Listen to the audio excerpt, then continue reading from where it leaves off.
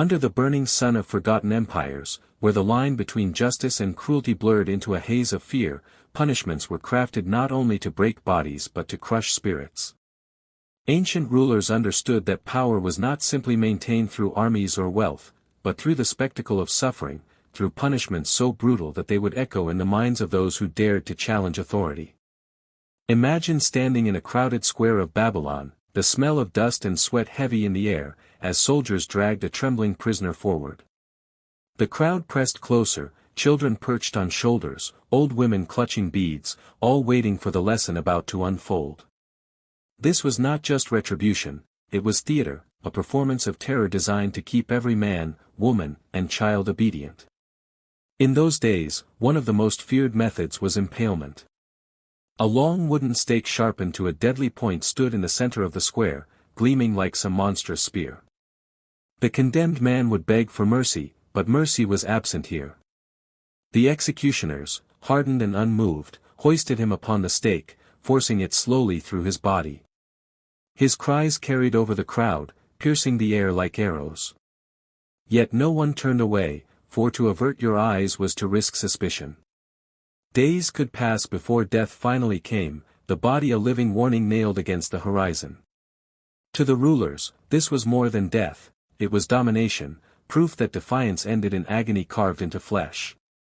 And yet, impalement was only one cruelty among many. In the grand courts of Persia, punishments were devised with a cold imagination that chills the soul even now. One such horror was known as scaphism. A condemned man was trapped between two hollowed logs, his head, hands, and feet sticking out while the rest of his body was sealed inside. Honey and milk were poured over him, smeared across his face, dripping into his mouth until his belly swelled with sickening sweetness. At first, the crowd would laugh, seeing him forced to swallow what seemed a feast. But laughter turned to horror as the days dragged on. Bound, helpless, exposed to the blistering sun, the victim became prey to insects. Flies and maggots feasted upon his skin, worms burrowed into the wounds that opened as flesh began to rot.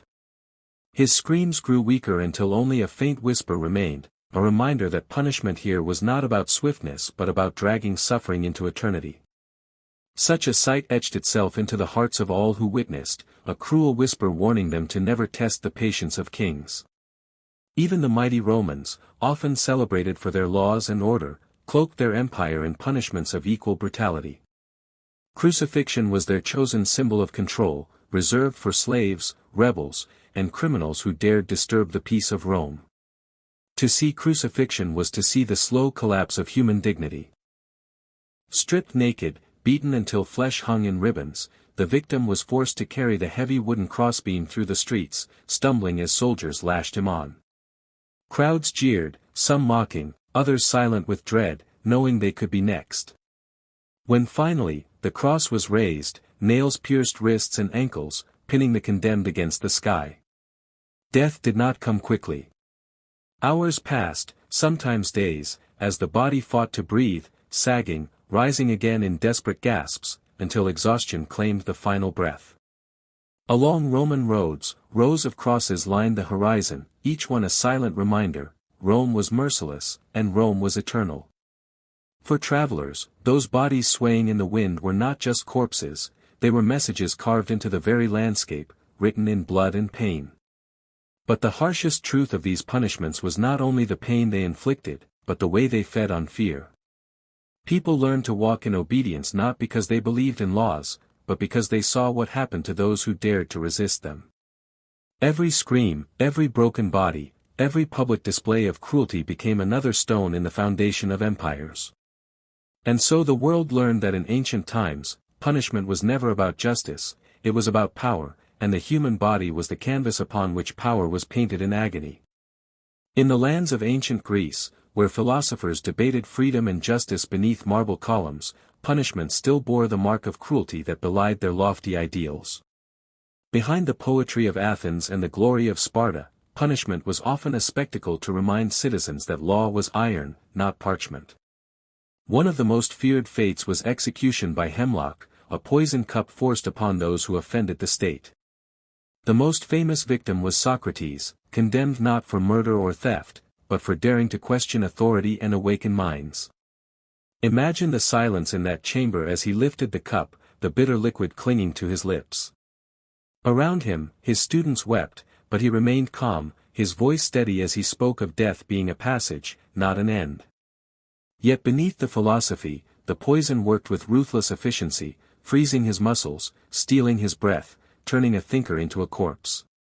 To the authorities, this was not merely justice, it was a warning that even wisdom must bow to the state. Across the Nile, in the kingdoms of ancient Egypt, punishments carried both terror and ritual. Pharaohs claimed divine authority, and so the disobedience of a subject was treated not as a crime against man, but as an insult against gods themselves. For traitors and grave robbers, the sands of Egypt became a cruel grave. Some were buried alive, thrown into pits where the desert heat baked them slowly beneath shifting dunes. Others were flayed, their skin stripped away as crowds gasped in horror. Yet perhaps the most chilling punishment was reserved for those who dared to desecrate tombs. Caught thieves were sometimes forced to swallow molten gold, a deadly irony that transformed greed into fire within their veins. Death was swift, but the memory lingered, a macabre tale passed through generations. Riches could consume a man not only in life, but in death. Farther east, in China's vast dynasties, punishments were refined into elaborate displays of authority. Among them, Ling Qi, the death by 1,000 cuts, was perhaps the most dreaded.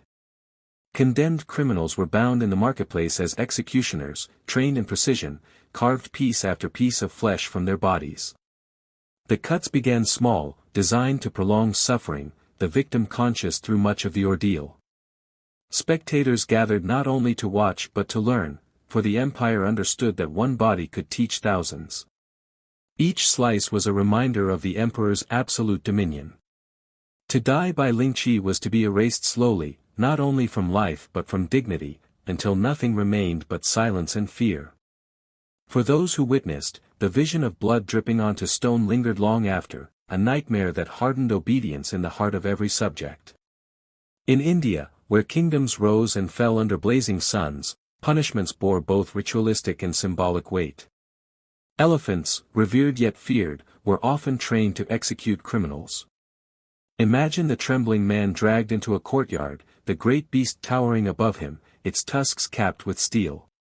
At the signal of the mahout, the elephant would lift its foot, crushing bone and flesh into the earth with a sickening crack. Sometimes the punishment was swift, other times prolonged, as the animal was trained to toy with its victim, pressing down just enough to break, not kill, until the cries became unbearable. The crowd watched with a mix of awe and terror, for the punishment was not only death, but a reminder that nature itself had been bent into a tool of kings.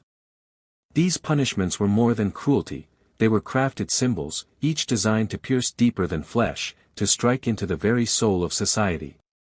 They taught obedience through fear, loyalty through horror, silence through suffering. In every empire, from Greece to Egypt, from China to India, the message was the same: the body of the condemned was not his own, but a canvas for power, painted in agony so that all who watched would carry the lesson for a lifetime. And yet, across all these lands, whispers survived, whispers of pity, whispers of rebellion, whispers that even in the shadow of brutality, the human spirit could not be fully extinguished. As the centuries turned and empires rose and crumbled, the shadow of brutal punishment continued to stretch across civilizations, each culture adding its own mark of cruelty to the legacy of fear. In medieval Europe, dungeons and scaffolds became theaters of horror where pain was sharpened into spectacle. To be accused of witchcraft, treason, or heresy often meant facing the rack, a device of ropes and wheels that pulled the body apart inch by inch. The sound of joints cracking echoed in stone chambers as prisoners screamed for mercy that never came. In the town squares, punishments were turned into public celebrations, with entire communities gathering as if for a festival. Executioners became performers, their tools, axes, whips, brands, polished like instruments of a macabre orchestra. A beheading might be swift, but more often it was botched, the axe falling once, twice, sometimes 3 times before the head finally rolled into the sawdust. The crowd gasped, shuddered, and yet returned each time, drawn by the terrible fascination of suffering. Beyond the cities, even more dreadful torments awaited those who defied authority. Iron maidens, with their cruel spikes, were said to close around trembling victims, though whether myth or reality, the very idea was enough to terrify. The breaking wheel, a massive cartwheel used in France and Germany, shattered bones as executioners methodically crushed each limb, binding the body afterward to the wheel as carrion for birds.